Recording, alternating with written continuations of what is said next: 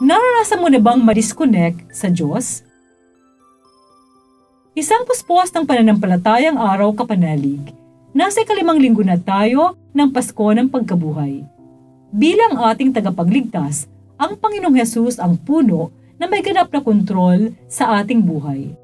At bilang kanyang mga tinubos, tayo pawang mga sanga na nakaugnay sa kanya upang patuloy na mabuhay at magbigay buhay.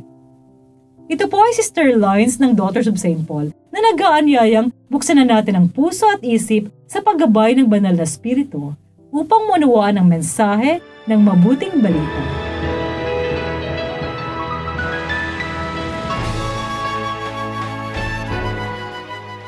Sinabi ni Jesus sa kanyang mga alagad, "Kung nakilala sana ninyo ako, nakilala rin ninyo ang aking Ama. Ngunit kilala na ninyo siya at nakita ninyo siya."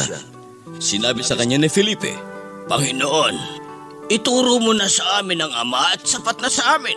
Sumagot naman sa kanya si Jesus, "Di yata't matagal na panahon na ninyo akong kasama at hindi mo pa ako kilala, Felipe?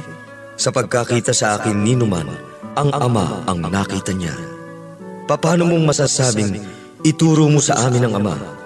Hindi ka ba naniniwalang nasa Ama ako at nasa akin ang Ama? Hindi mula sa sarili ko sinasabi ang mga salitang binibigkas ko. Sa aking nanunuluyan ang Ama at siya ang gumagawa ng kanyang mga gawa. Maniwala kayo sa akin na nasa Ama ako at nasa akin ang Ama. Kung hindi dahil sa akin, maniwala kayo dahil man lamang sa mga gawa. Talagang sinasabi ko sa inyo, magagawa ng nananalig sa akin ang aking ginagawa, at mas dakila pang mga bagay ang kanyang gagawin, sapagkat sa Ama ako papunta. Anumang hingin ninyo sa ngalan ko'y gagawin ko upang luwalhatiin ang Ama sa Anak. At kung sa akin may hihingin kayo, sa ngalan ko, gagawin ko yun."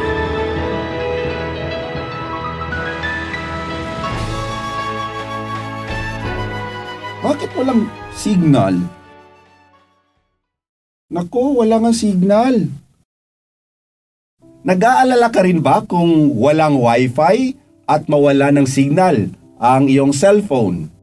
Sa panahon ngayon, dahil sa mahalaga ang koneksyon natin sa ating mga kaibigan o mahal sa buhay na nasa social media, mabilis tayo mag-alala o mainis kung nawawala ang wifi o ang signal ng ating mga telepono. Ganito rin kaya ang pakiramdam natin kung matagal na tayong hindi nagdadasal.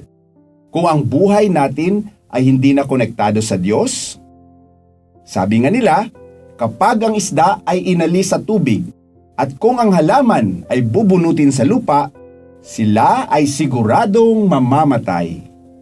Gayon din kung tayong mga tao ang humiwalay sa Diyos.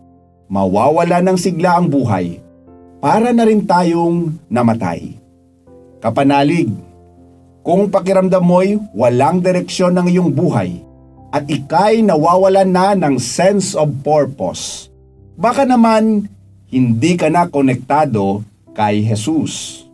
Wala ka ng oras para sa Diyos. Hindi na nagdarasal o nagsisimba.